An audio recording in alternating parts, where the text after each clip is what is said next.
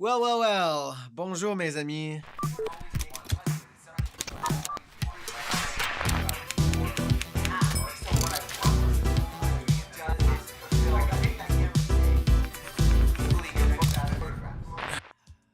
Every so often here on Unscripted Saturdays, I'd like to go and explore an artist that I admire and communicate to you just sort of one element of their style that I think you can apply to your own art, regardless of your art form. Today, for example, we're just discussing a filmmaker, but you can apply his approach to music, writing, whatever you like. And in the future, we may discuss musicians that can perhaps influence your approach to photography. The filmmaker in question today is Jean-Luc Godard. Now, first off, I'm not trying to seem pompous, but I have just a bit of trouble pronouncing his name in the full anglicized way. It just sounds really bizarre to me.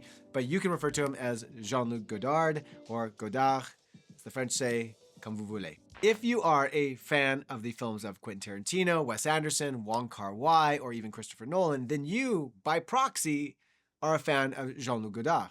I can even assert that if you are a fan of YouTube videos, you are a fan of Godard. For those of you who already know and love his work, then I think you know what I'm referring to. But for everyone else, here's the primer.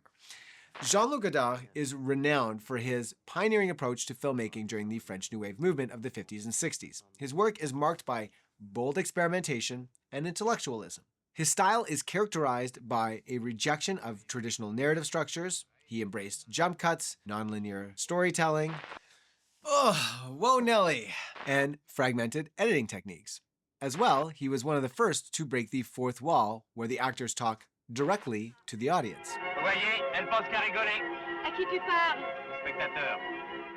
His landmark film, Breathless, exemplifies his revolutionary approach. It features handheld camera work, naturalistic performances, and a free-flowing narrative that defies traditional storytelling conventions. Qu'est-ce qu'il y a, Michel? Je suis un grand boxeur. This film, along with others like Contempt in 1963 and The Weekend in 1967, cemented his reputation as a visionary filmmaker and a key figure in the evolution of cinema. If you want to learn more about him, then just simply type Godard or French New Wave into your YouTube search field, and there's a bunch of amazing essays, which I think I'll probably link to a couple below. Today, I'm only going to discuss one aspect of his style. And this aspect is my perception, and it may not actually be fact. There's a lot of competing arguments around Godard's motivation for his working style. And when referring to Breathless, we know this. Prior to being a filmmaker, Godard was a film critic for a magazine called Cahiers du Cinéma. He was critical of the traditional French filmmaking style and advocated for bold new ways of storytelling.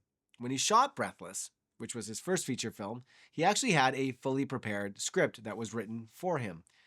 But he would just scrap it and rewrite scenes almost daily. Breathless and further Godard films feature an extensive use of jump cuts. Now, he wasn't the first to use this technique, but he was one of the first to use it in such an extent that it became a major narrative device. Why are these 3 points important? He was a film critic, used jump cuts, rewrote the script. To answer that, I want to posit that much of what we as filmmakers or artists do are tied to both preparation and performance. We know that to make really great art, we have to conform to a certain standard, whether it be subconscious or societal. It may also be measured to sort of our own taste and expectation. So let's say that you want to be a commercial filmmaker, for example, or a commercial photographer. Most of what you do is make stuff, and then people who are in positions of authority will comment on whether it's of the standard or not. As a photographer, you may ask someone, for example, to just review your portfolio. Or as I've experienced, an agency or production company asks me to show them sort of X in my portfolio when bidding on a job, because there is an expectation of a standard of quality. For some people, it's really quite easy to reach this standard because they have the resources or their personal aesthetics just simply line up. If this is the case, sometimes it's also difficult for these same people to take risks because they know the risks may also equal less success or less income. Inversely, you may have struggled to reach a high level of commercial clients for one reason or another. One reason is that in your heart, you don't enjoy making commercial images or music, and you just simply can't bring yourself to do it. And this was Godard. There are no scripts for your movies. Yeah, there are, but not the way you are doing it here. He rejected every voice telling him that this was just how things were done. He didn't have much money at all, so he had to learn ways of shooting film with nearly no money. And I think if Godard wanted to conform, he would have. But the timing was perfect for someone like him to come along and just shake everything up. Breathless was shot without sound, and it was ADR'd in post because he could not afford a sound recordist. But he took this negative and flipped it to a positive because it allowed him to shoot it in a way that was like a documentary style without expensive sets or extras. Further, Godard, as mentioned, didn't stick to the original script. There are a few reasons for this, namely it allowed him to subvert expectations and challenge the norms of storytelling. And that resulted in films, further films especially after, that felt raw and unpredictable and alive. But he held that improvisation was a valuable way to tap into the heart of a film. Actors, locations, and scenarios bring something to the table that a filmmaker could never have imagined or created in their own mind.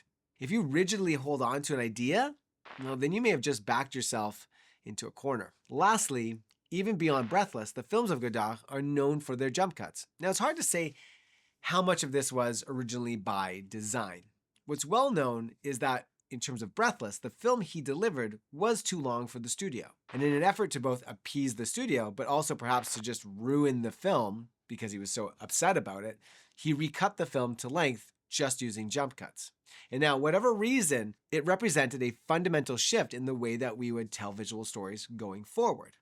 The best way to explain this is to contrast it with how films were made before. Now, classic Hollywood was formulaic. Editing was meant to keep things flowing at a steady pace. Coverage was equally formulaic, with most scenes starting with a wide shot, cut to a two-shot, and then a series of singles. We now take for granted that we don't need a lot of that information, which is why older films can feel really slow. Godard perhaps accidentally discovered that you don't need all that fluffy coverage. That if somebody just walks into a building, they can immediately walk into an apartment without following them up the stairs. We know enough about how the world works to figure out how they got into the apartment. By now, I hope you've started to piece together the core of my thesis. But if you haven't, then allow me to spell it out for you. Sometimes we can overplan, or we can hold ourselves to standards that do more to muzzle our voice than to express it. What Godard taught us is that art is about coming up with a plan, and having a vision is really only part of it. But the flexibility to take risks or connect to the emotion of where the art is going allows you to break the paradigm of your art and get closer to the work that stands out and connects with an audience, even if it makes them uncomfortable at first.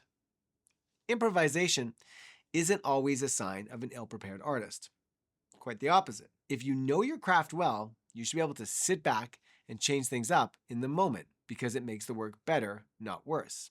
I'm going to share this advice from a very successful Canadian cinematographer, Catherine Lutz, CSC, who says that when she sits down to work on a new film project or a TV series, that the first meeting with the director, she only talks about the story. Especially if it's a long format project, like having a couple days with the director where I don't even talk about anything visual. It's just talking about the script and like the emotion behind the script. And They go through the story like you're reading a novel. And there'll be no notes written about, oh, we need a certain light here, and then maybe the camera moves left to dollies, and then this one's going to be handheld, and blah, blah, blah. She doesn't do any of that.